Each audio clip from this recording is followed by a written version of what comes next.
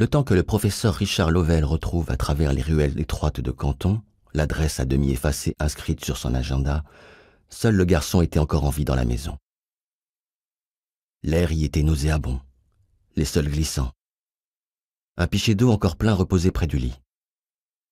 Au début, le garçon s'était retenu de boire par peur de vomir. À présent, il était trop faible pour soulever le pichet. Il restait conscient, quoique englué dans une brume somnolente, presque dans un rêve.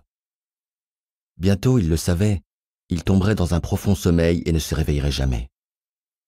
Voilà le sort qu'avaient connu ses grands-parents une semaine plus tôt, ses tantes le lendemain, et enfin mademoiselle Betty, l'anglaise, le surlendemain. Sa mère avait péri le matin même. Allongé près du cadavre, il regardait s'intensifier les taches bleues et violettes sur sa peau. Juste avant de mourir, elle avait dit le nom du garçon, 2 syllabes articulées à bout de souffle. Une mollesse irrégulière avait alors envahi son visage et sa langue flasque était sortie de sa bouche. Son fils avait tenté de fermer ses yeux voilés, mais ses paupières persistaient à se rouvrir. Nul ne répondit quand le professeur Lovell frappa. Nul ne poussa d'exclamation surprise lorsqu'il défonça à coups de pied la porte d'entrée. Verrouillée car les pillards engendrés par l'épidémie vidaient les maisons du voisinage.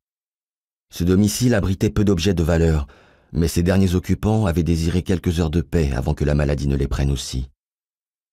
Le garçon, à l'étage, entendit le remue-ménage sans trouver la force de s'en préoccuper.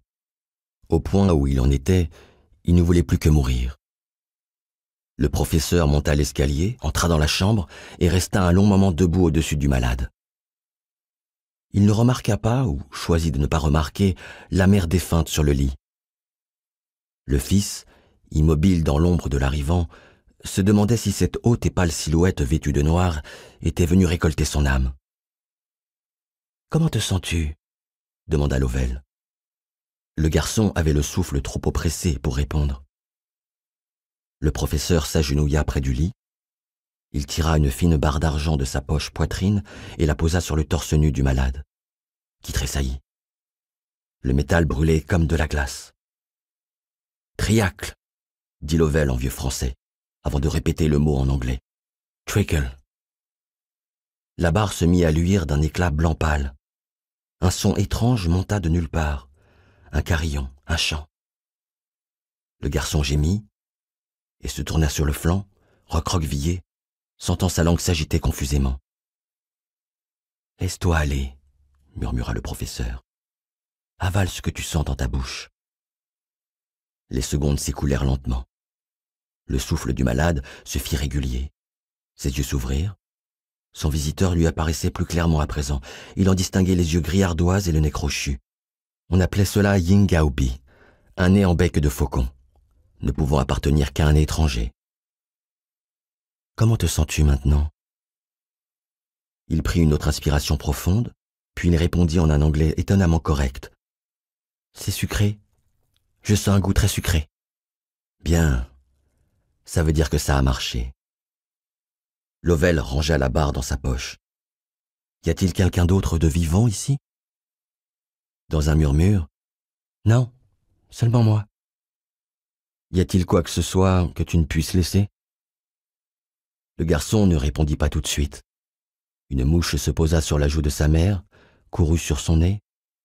Il aurait voulu la chasser, mais n'avait pas la force de lever la main.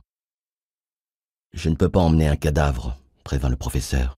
« Pas là où nous allons. » L'unique survivant de la maisonnée contempla un long moment sa mère. « Mes livres, » répondit-il enfin, « sous le lit. » Lovell se pencha pour trouver 4 épais volumes écrits en anglais, au dos cassé et aux pages tellement usées que le texte imprimé y était parfois à peine lisible. Il les feuilleta, souriant malgré lui, et les glissa dans son sac. Ensuite, il passa les bras sous le corps maigre du garçon et le porta dehors.